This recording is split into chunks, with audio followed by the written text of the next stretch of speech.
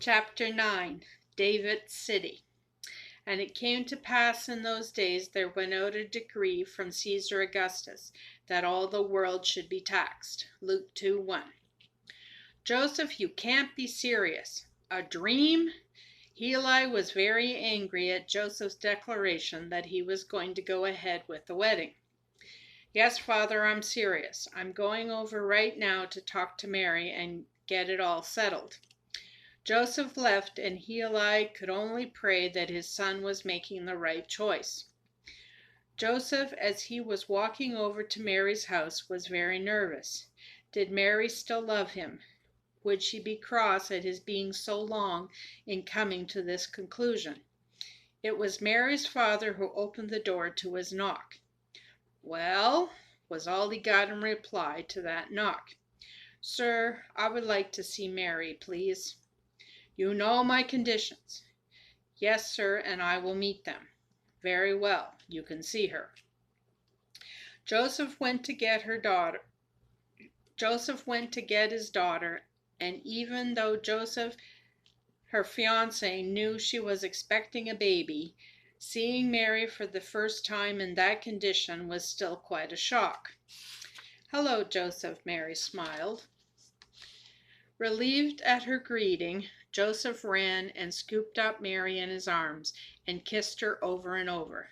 "Oh, Joseph, I was so worried that you would not believe me, yet here you are. How did you come around?" "The Lord sent me a dream. I can hardly believe it, Mary. We are going to become parents. What a wonderful miracle the Lord has wrought for us." "Yes, indeed, a wonderful miracle." The wedding was a simple affair, with only the immediate family attending. Because of Joseph's infirmity, the wedding night could not be carried out in the usual tradition. It was decided that Joseph would go back to Bethsaida to work for Zebedee, and Mary would stay with her parents until after the baby was born. So once again, Mary and Joseph had to be parted for a time. "Joseph, it has been good to have you back these past few months. You'll be wanting to go soon to see the birth of your child. Take it from me, there is nothing like it." Zebedee looking over to where his wife and son were, basking in the beautiful sunlight. "Yes, Zebedee, I must leave tomorrow." "Tomorrow? Is that not a bit soon? Did you not hear there has been a decree from Caesar Augustus that everyone is to be taxed?" "Oh, yes, I forgot about that. You must go to Bethlehem." "Yes, I only hope Mary is up to the journey. We must both go. The law states that both husband and wife must be present."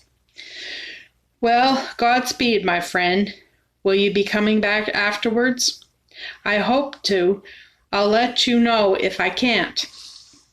Joseph left for Nazareth and took off for Bethlehem right away.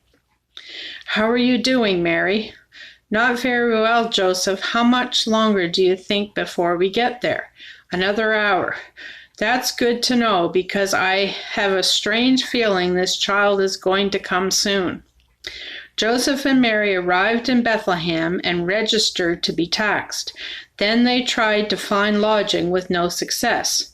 As they were searching the last place in town, Mary informed Joseph that the baby was coming.